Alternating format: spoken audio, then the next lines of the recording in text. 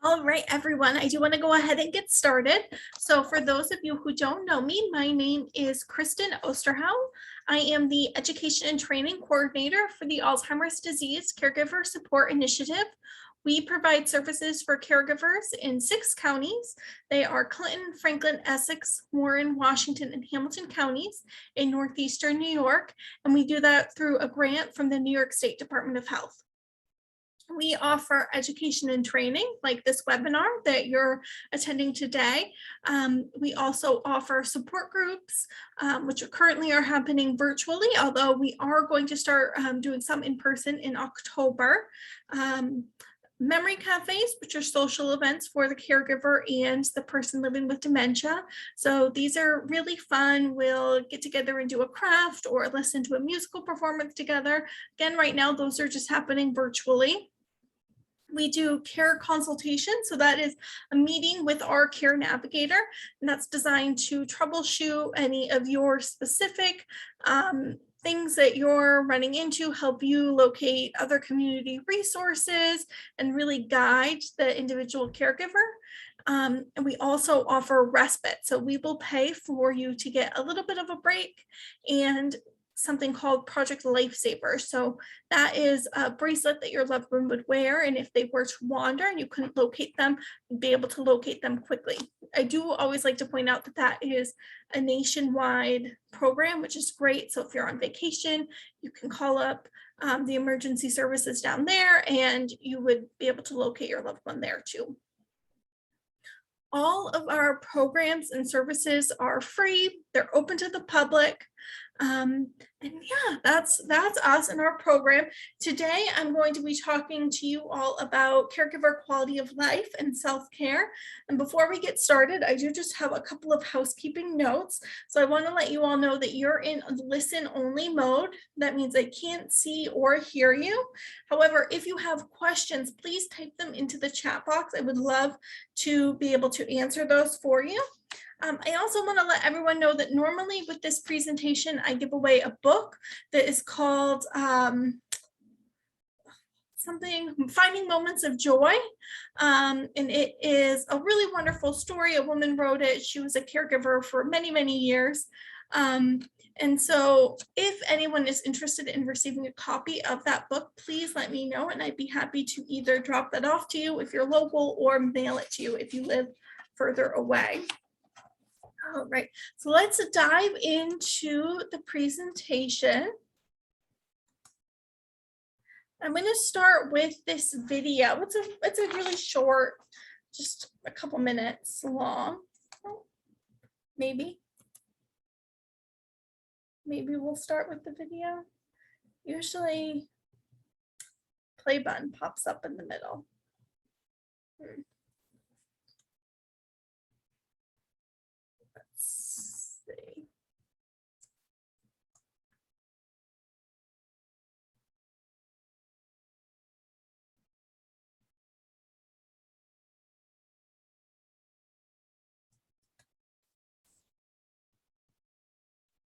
Here we go. We will try it this way.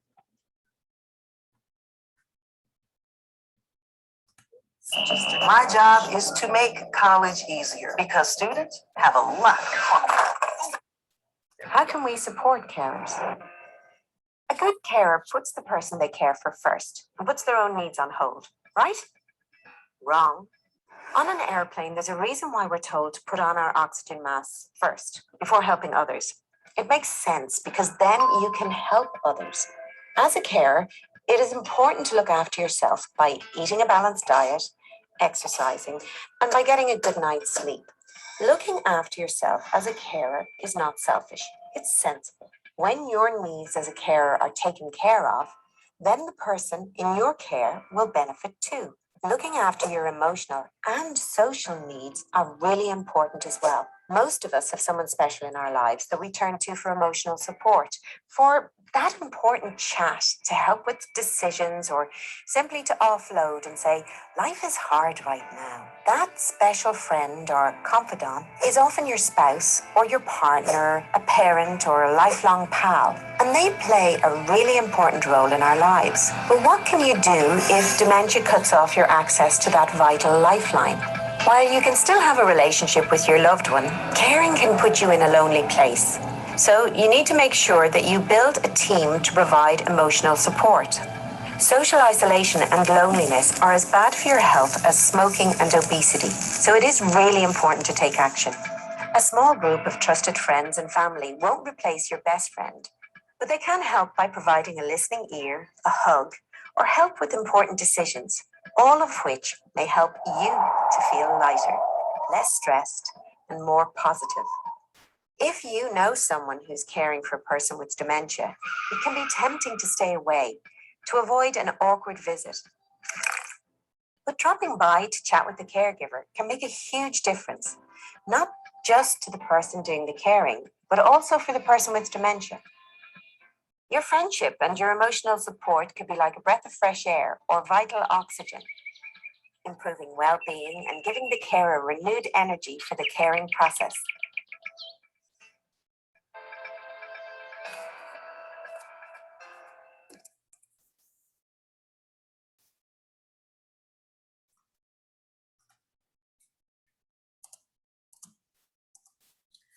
So one thing I like to always point out to caregivers is, did you know that caregivers are more likely to get sick with things like the common cold than those who are not caregiving? Caregivers are constantly giving so much of their time and their energy to others that they become exhausted and they neglect taking care of themselves. You're unable to continue at such a high level. So it's important for caregivers to take the best possible care of themselves so that they can care for others. And these are 10 ways for you to take care of yourself. So the first one is eat healthy. And it's important to do healthy eating as part of a routine. And as part of that routine, you want to consider taking a multivitamin and drink plenty of water every day, 6 to 8 glasses. Exercise regularly. Doesn't mean you need to go out and run a marathon. It could just be a brisk walk. Just try to get out and do something every day. Yoga, stretching, walking, whatever it is that you enjoy doing. Getting outside, fresh air and sunlight can refresh the mind and spirit. Even if you can only go out for a short amount of time, still try to, or open a window. Sleep. This is one of the most important ones and one of the ones that I hear caregivers have the most trouble with. The CDC recommends that adults between the ages of 26 and 64 get 7 to 8 hours of sleep a night. And while adults over the age of 65 are recommended to get 7 to 8 hours of sleep a night. Go to the doctor, make sure you get your regular checkups when you're supposed to. And if something new comes up, make sure you get to the doctor to get that checked out. Don't ignore how you're feeling. Pay attention to your emotions and your feelings. You should be able to talk to other family members and friends as needed. If you need to, you could also consider seeing a therapist or a counselor. Take time for yourself. Use different techniques that allow yourself to distress. This includes taking a break and pursuing hobbies that you enjoy or other interests. Read, pray, meditate. Try to take 15 minutes a day to read something uplifting, or if you're religious, take time to connect with your beliefs. Laugh. Share stories with your loved one. Remember old times, and when possible, laugh at yourselves. It's okay to be a little silly and goofy sometimes. Ask for help. This is often the hardest one of all. We all want to think that we can do anything and everything. And that's true. You can do anything, but you can't do everything. Asking for help is so important. People naturally will want to help, but sometimes you have to be the one to ask for it, or they might not volunteer. This is a great time for you to get away from the house and from your loved one and get a break if you need it. Emotions. This is a big one. So Some caregivers will go into caregiving by choice. Others have become the default caregiver. Some are eased into the job where slowly they need to provide more and more care for their loved ones. Others become the caregiver suddenly due to a crisis. Every situation is different. It doesn't matter how you got there. There will come a point where you start to have some feelings about your situation, and some of them may not be so positive. Could be embarrassing for you to admit to others and maybe to yourself. So it doesn't matter if the feelings are good or bad, they are allowed, they're valid and important. Don't let others tell you that you shouldn't be feeling a certain way if you bring them up. And also recognize that your feelings can change from day to day or from moment to moment. It's important to deal with all of your feelings, or they will stay under the surface and come out in different ways, such as poor sleep, illness, trouble coping, stress eating, substance abuse, and others. If you're able to express your feelings, then you can start to work through them and accept them. This can be positive for both you and the person that you're caring for. So here are some examples of things you might be feeling if you're a caregiver. And I think a lot of these things have really funny pictures. So that's one of my favorite parts of this presentation.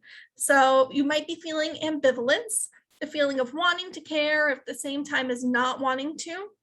And how to cope with this? Well, allow yourself to have both sets of feelings. Neither the good nor the bad is going to last forever. Anger, this is what I mean about the silly pictures. So sometimes anger just bubbles up out of us. It isn't always possible to be in perfect control all of the time.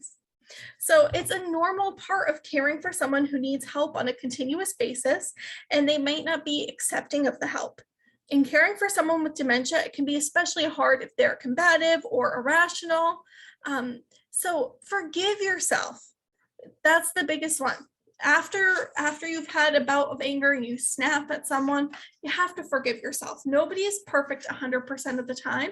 And then try to learn how you're feeling and notice in your body what happens when you start to get to that point where anger is going to come up. And walk away, take a time out, if possible, maybe swap. If you have someone else at home, say, I'm going to go for a walk. Will you look after so-and-so for a little while? And that way, when you're calm, you can return to the situation. Anxiety. This would be feeling like things are out of control, you're unable and don't know how to bring them back into control. Again, pay attention to your body. When you start to feel anxious, stop and breathe, keep breathing, do something to give yourself a break from what's happening in the moment. This might mean reading, having a cup of tea, meditating, calling a friend, whatever it is that works for you. Boredom. I mean, look at this adorable baby. And I think we've all been bored quite a bit this past year with COVID. We've all been stuck at home, and it can be easy to get bored when you're stuck at home or someone else's house and you aren't doing things that meet your own needs. This is where respite or taking a break from caregiving is so important. Take time to do something that you enjoy doing, gives you the opportunity to look forward to something in the future, and gives you a chance to do something that's meaningful and important to you. If you're stressed and tired, it can be hard to stay in control of yourself, and you could very quickly become cranky and irritable. And a lot of times it's the small things that might set us off. So if you find yourself cranky, again, you probably need a break. Sometimes when people are cranky, they'll turn to alcohol or junk food to make themselves feel better, but that is not a healthy coping strategy. So instead, try to get some rest, talk to someone, write in a journal, do something that you enjoy doing. Disgust. So maybe you're having to clean up from a person who might be your parent after toileting, or having to change an adult diaper or vomit and you feel gross about it. Or maybe the person's eating sloppily and doesn't care for their personal appearance anymore, and that's disgusting to you. A lot of times we might think that the person we're caring for is doing these things on purpose. It's important to remember that they don't have control over their behaviors anymore, not the same way that they used to. If personal care tasks are difficult for you, maybe you could hire an aide or have another family member who's more comfortable with them to come and help during those times. Maybe the person you're caring for makes inappropriate comments out in public or when someone else is visiting the home, or maybe they refuse to bathe and now they smell. So you become embarrassed. Caregivers will often feel like their behaviors are their fault and they are responsible for them. Some caregivers stop leaving the home due to these behaviors. Others may have cards they can give to those around them stating, "My loved one has dementia and can no longer control his or her behavior." Or you could get help from a family member or friend when you're going out in public. Fear. I think this ties into the anxiety piece as well. Thinking about all the what ifs can keep caregivers from enjoying how things currently are. Caregivers take on a large amount of responsibility and often worry about not just the day-to-day care, but also what might change in the future. So planning for some of the things you can control can help with the what ifs. For example, have a backup plan in place in case something happens to you as the primary caregiver, or have a plan for how you would handle a medical emergency that could happen with a person with dementia. Also, consider talking to someone about your fears, as they can calm you down and help you brainstorm some ideas. Frustration, even with your best effort, sometimes things just don't go the way you planned or they don't go right. So if you're feeling like you can't do anything right or you're tired, you're more likely to get frustrated easily. So exercise and sleep can help with that. Take breaks and admit to yourself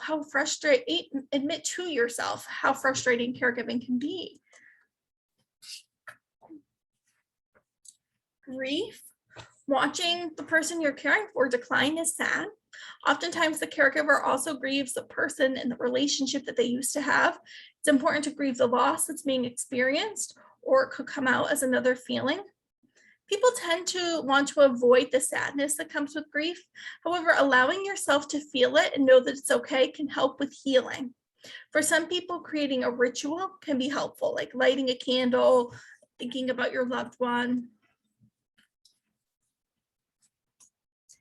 Guilt. This is probably one of the biggest ones that I hear from caregivers in my support groups. And it can come in many different ways.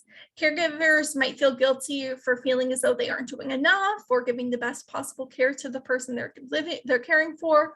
They could feel guilty for wanting their job as a caregiver to end, or for not liking the person they're caring for at times. They might feel guilty for taking time for themselves, and now they feel selfish for thinking of their own needs.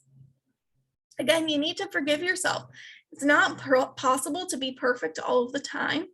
Try some positive self-talk, which we'll talk more about later on in the presentation, and acknowledge that you're human. It's not possible to be perfect, and you are doing the best you can. Impatience, and look at this. Tapping, who was that? Donald Duck tapping his foot. When working with a person who doesn't seem to want to cooperate with you, it's easy to lose your patience. The person with dementia may seem to do things on purpose to get to you, or they just aren't moving fast enough. Slow down. Give yourself and the person with dementia a lot of time to complete tasks, especially if you're trying to get out the door for a doctor's appointment or something like that. Controlling the environment as much as you can will be helpful, but keep in mind you can't control everything. As always, forgive yourself. Jealousy. Something we always get told not to be. We don't want to be jealous. So often we don't want to admit that we're feeling this way. However, it happens. You might be feeling jealous of others who are not caregiving and are more able to do the things that they enjoy. It's okay to admit you're feeling jealous because life is not fair. Jealousy becomes a problem when we wallow in it and don't enjoy the things that we do have. might be feeling a lack of appreciation. And look at this sign. I mean, this is something my mom, I feel like my mom would have related to when she was raising us kids. Nobody notices what I do until I don't do it. Feelings often get hurt in caring for someone with dementia, as the person we're caring for doesn't seem to notice all of the things that we're doing for them, nor do they ever thank us. Be your own cheerleader, give yourself a pat on the back, maybe consider keeping a journal that could help you appreciate all the things you do, or join a support group, talk to a family member or friend that can help cheer you on as well. Loneliness. The longer you care for someone, the more likely you are to become isolated.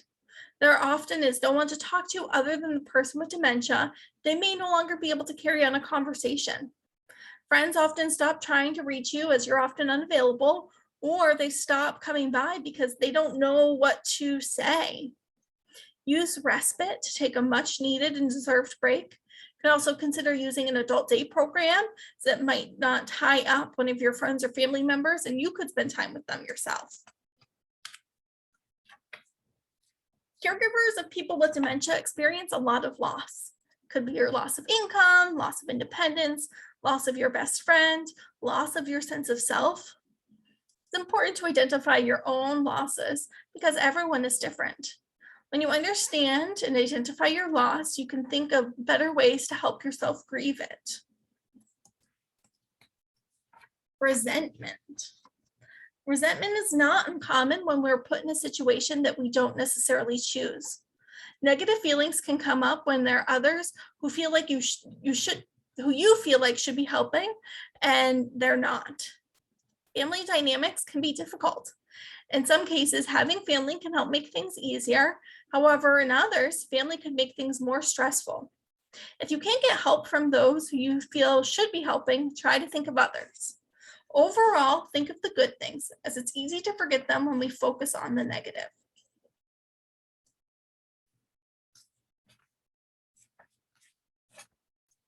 Sleep can be tough to get when you're taking care of a person with dementia. As they go through the disease, they may no longer sleep through the night, and therefore neither do you as you try to redirect them back to bed or assist with bringing them to the bathroom.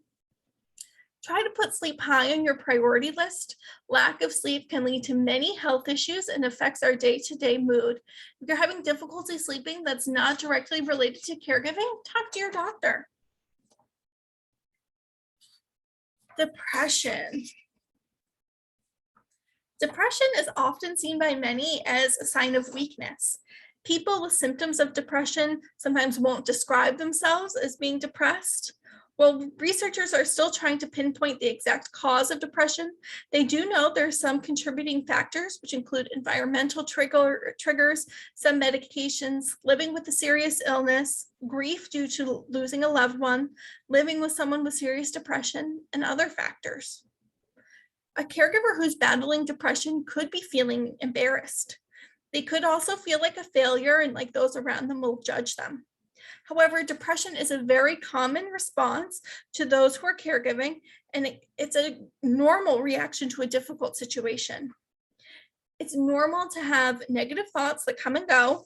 However, when the thoughts are leaving you drained, tearful, or irritable, it could be a sign of depression. Ignoring these feelings will not make them go away. Depression is experienced in different ways by everyone. Some might have classic symptoms like sadness and hopelessness, while others might be more irritable and extremely fatigued. So these are just some of the symptoms of depression that you should be looking out for. Feeling sad, tearful, empty, and hopeless, change in your eating or your sleeping patterns, loss of interest in people or activities that you used to enjoy doing, feeling numb, increase in alcohol intake, trouble focusing, thinking, or planning. So what should you do if you think you could be depressed, if you feel like you met a lot of those symptoms? You should treat it as you would any other illness. That means talking to your doctor about how you're feeling. So sometimes people don't like using the word depressed. That might make you feel uncomfortable. You could consider explaining just how you're feeling and not use that word. Be sure to include information about the fact that you're a caregiver and any other symptoms that you might be experiencing. Ignoring your feelings will not make them go away. Often, when we're caring for someone else, our feelings and moods can be felt or seen by that person, even if they have dementia. This can be done by your body language, your tone of voice, the things you say, and your overall vibe. So untreated depression can affect the person you're caring for as well. Positive self-talk. So that's what you tell yourself. What you tell yourself every day will either lift you up or tear you down. So the way we think and look at things can reflect how we look at life. Self-talk is the unspoken thoughts in our head sometimes, the things we say out loud to ourselves. Oftentimes, these thoughts are either positive or negative. Some self-talk can come from logic and reason, while others can come from misunderstandings that you create due to lack of information. If your thoughts are more negative than positive, then your outlook tends to be more negative. If your thoughts are more positive, then you tend to be more optimistic. So these are some examples of negative versus positive self-talk. Having positive self-talk can be beneficial for a person's health in addition to helping with stress levels. Some other health benefits to positive thinking might be increased lifespan, lower risk of depression, lower stress, better resistance to the common cold, better psychological and physical well-being, and better coping skills during hard times. Negative thinkers tend to filter, meaning they only focus on the negative things that happen rather than the positive. They take things personally, thinking that bad things that happen are because of them. They automatically prepare for the worst or catastrophize things, making a mountain out of a molehill. And they're polarizing. They only see things as good or as bad. So these are just some examples of negative self-talk and then kind of flipping it to positive. So the negative idea might be something like, I've never done it before, I can't do it. Whereas the positive would be, it's an opportunity to learn something new. It's too complicated. I'll tackle it from another angle. There's no way this will work, or I can try to make it work. I'm never going to get any better at this, or I'll give it another try. If you feel like your self-talk is often more negative than it should be, here are some ways to change it. Identify areas to change. Start small by thinking of one area in your life you tend to have a negative attitude about, such as work or relationship, and try to approach it in a more positive way. Challenge yourself throughout the day. Stop and engage what you're thinking. If your thoughts are more negative, try to think of a way to put a positive spin, like we did on that last slide. Be open to humor. Look for the humor in everyday things. Let yourself smile or laugh, especially during hard times. Follow a healthy lifestyle. Try to exercise most days. Exercise can make your mood better and reduce stress. Also, follow a healthy diet. Learn the best way for you to manage your stress. Surround yourself with positive people. Make the people in your life positive, supportive people that you can depend on for helpful advice and feedback. Negative people can increase your stress and cause you to doubt yourself. And practice positive self-talk and encourage others to do so. Don't say anything to yourself that you wouldn't say to a friend. Encourage yourself. When negative thoughts enter your mind, respond with positive things that are good about you.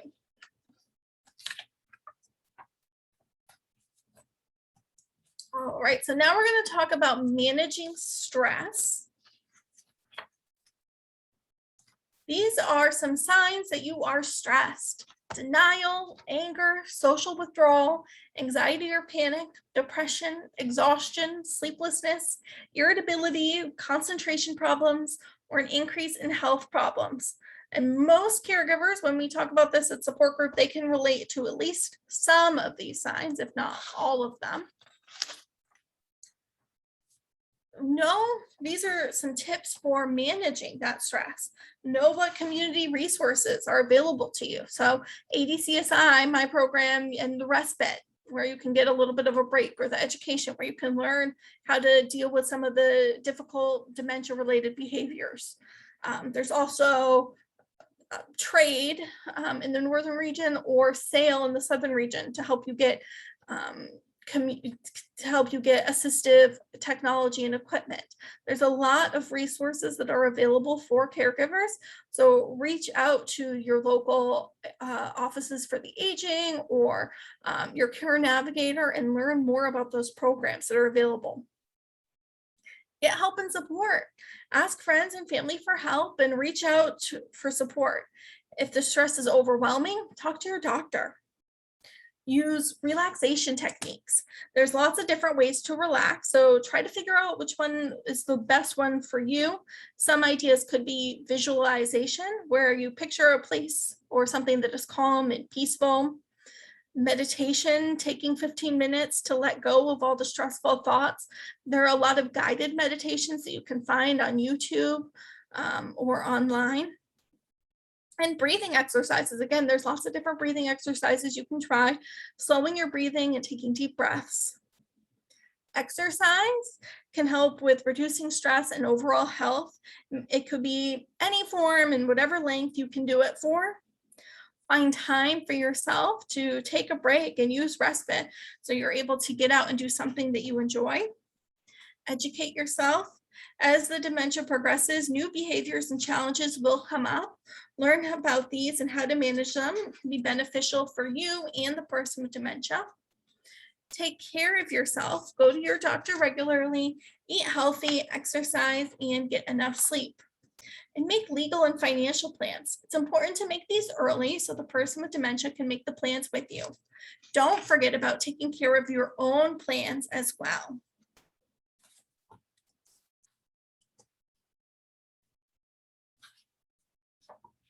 All right, asking for help. Studies show that caregiving compromises caregiver health, and caregivers are more likely to be taking depression and anxiety medication than their peers. However, there's often a reluctance in asking and accepting help from others to get support. When asked, is there anything you need? Your answer should always be yes. However, when a person asks you to do something that would be draining to you, learn to say no. This could be something like hosting a family dinner. Learn to say no to that. Allowing others to care for your loved one can give you a break from caregiving. This could be in the form of a family member or friend coming to the house so you could leave. Or if you wanted to, you could have the person with dementia go to an adult day program. By having a break from caregiving, it can allow you to regroup, refocus, so you can provide the best possible care. And I love this quote. I think I said this in the beginning of the presentation. You can do anything, but not everything.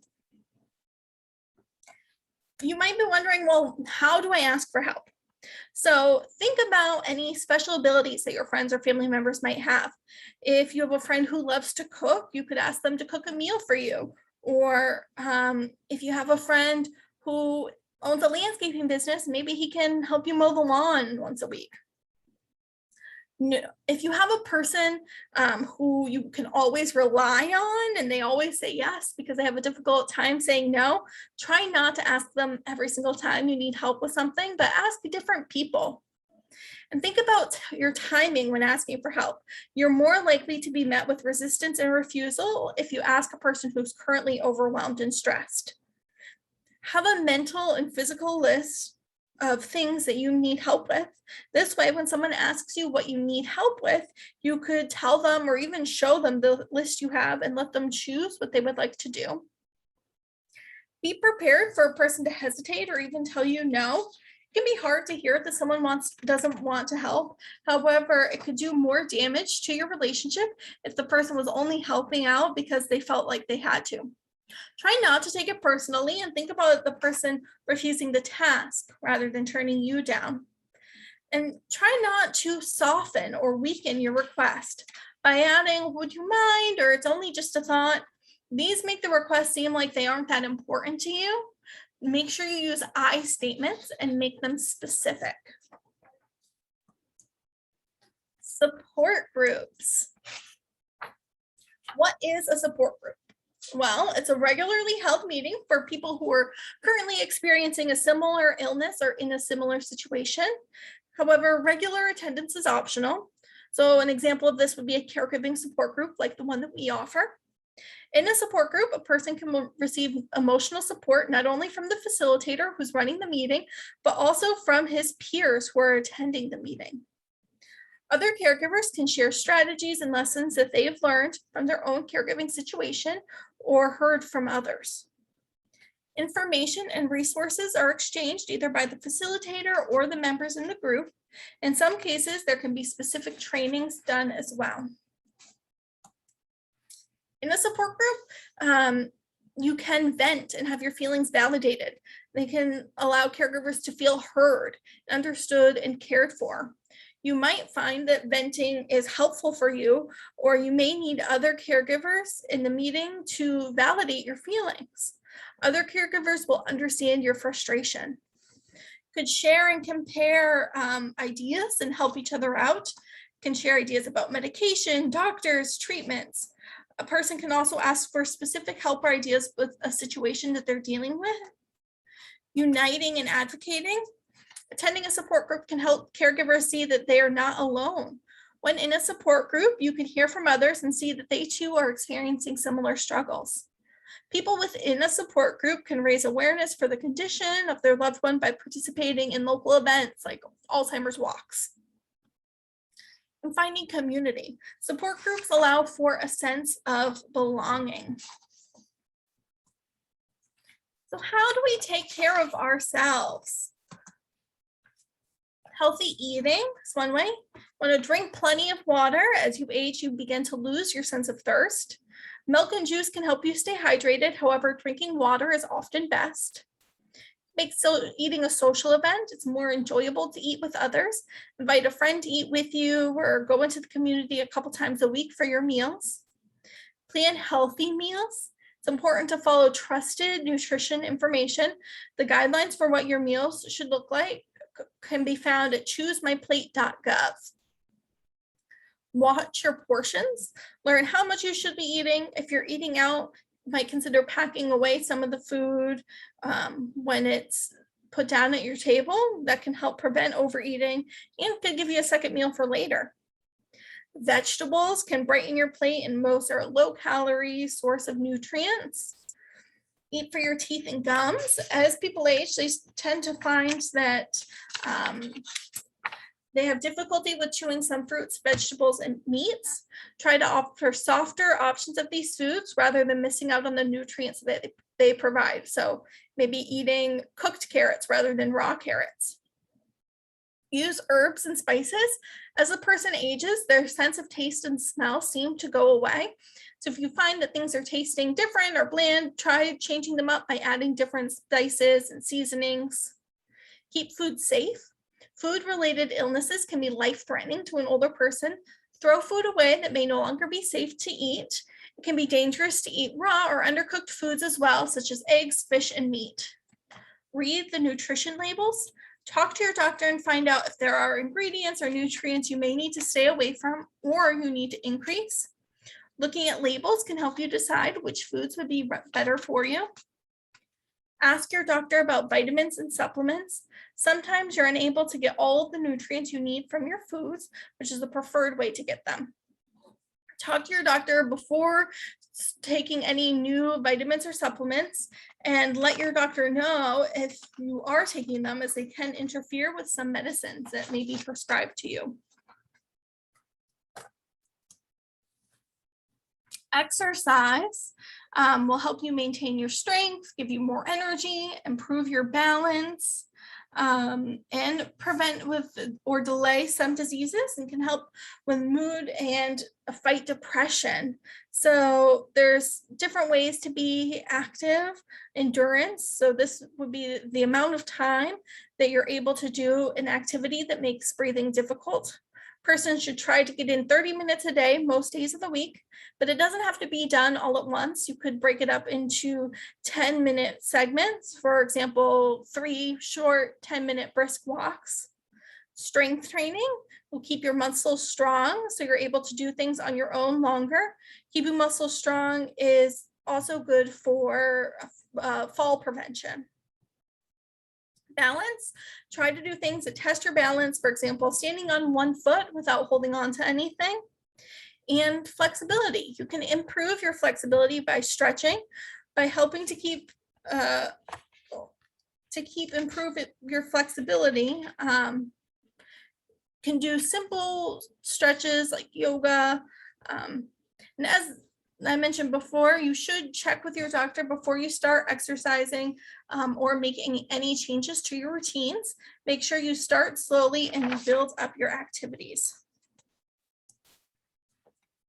Nowadays, it seems like we only get a couple of minutes to talk to our doctors about how we're feeling and ask some questions. So here are some tips for when you are going to the doctor, or especially if you're seeing a new doctor or even one that you've been seeing for years. You could also use it for when you're going to see a specialist. Make a list and prioritize the things that you would like to talk about. If you're concerned with how your treatment's affecting your daily life, vaccines you would like, any questions on medications, these are all good things to add to the list. And bring your questions up right away rather than waiting for the end of the appointment. This ensures you will have time to talk about them.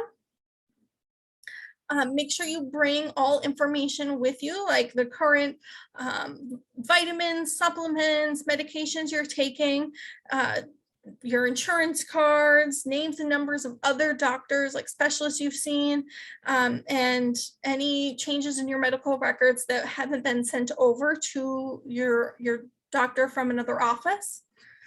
Sometimes it can be helpful to bring a family member or friend to listen to what the doctor has to say to you. Talk to the person about what you would like to learn from the appointment. The person can remind you of things if you forget to bring them up, or they could take notes for you. Make sure you're able to see and hear well during your appointment. This may mean wearing your glasses or hearing aids for the visit.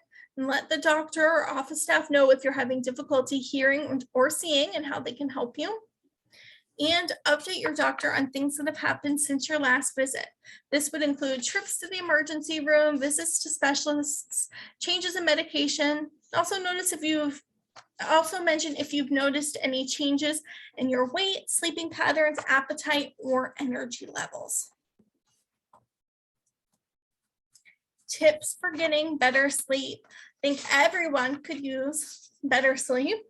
Follow a regular sleep schedule. Even on the weekends, go to bed at the same time and wake up at the same time every day. Avoid napping, as this could affect your nighttime sleep. Develop a bedtime routine. So relax before bed every night by reading a book, listening to soothing music, or taking a warm bath. Try not to watch TV, use your computer, cell phone, or tablet in the bedroom. The light from these devices can make it difficult to fall asleep. Keep your bedroom at a comfortable temperature, not too hot, not too cold. I prefer my bedroom to be a little bit on the cooler side though, so that I can stay cozy under all the covers. Use low light in the evenings while you're getting ready for bed. Exercise at regular times, but not right before you go to bed. Try to avoid it 3 hours before you're planning to go to sleep. Same with eating large meals. Avoid eating them before bed, as they can keep you awake. And stay away from caffeine late in the day, coffee, tea, soda, even chocolate. Alcohol won't help you sleep. Even in small amounts, it may make it harder for you to stay asleep.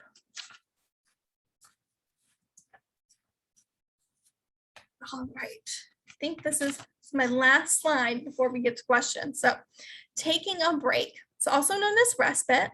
Taking a break can allow you to regroup, connect with friends, and it can allow you to do something that you find relaxing. Could read a book, take a nap, go for a walk, go out and get your hair done. Respite can be done in many ways. Some people choose to have another person come into their home to stay with their loved one. This could be a person from an agency that you're paying for, or it could be a friend or a family member.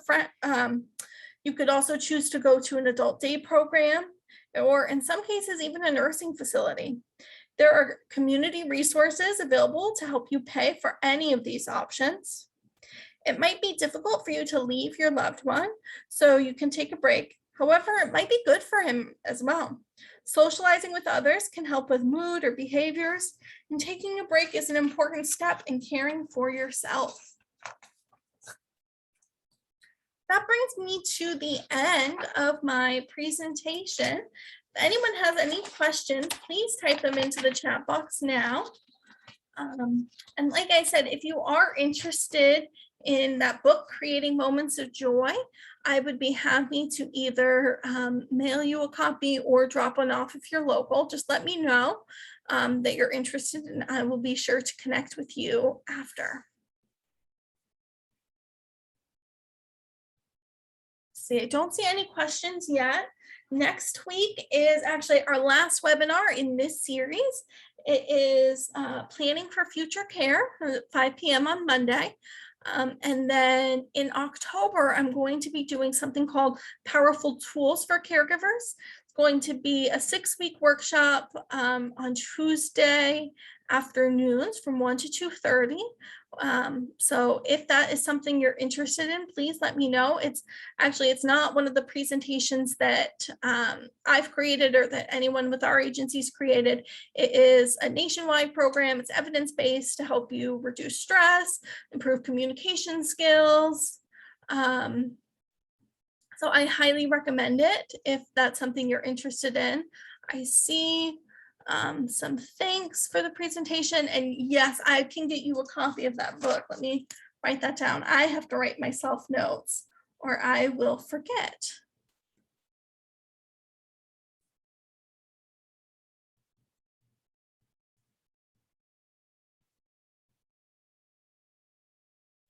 Well, if there are no other questions, feel free to reach out to me if you think of something after you get off the call. And I hope to see you all next week. Have a good week, everyone. Take care. Bye-bye.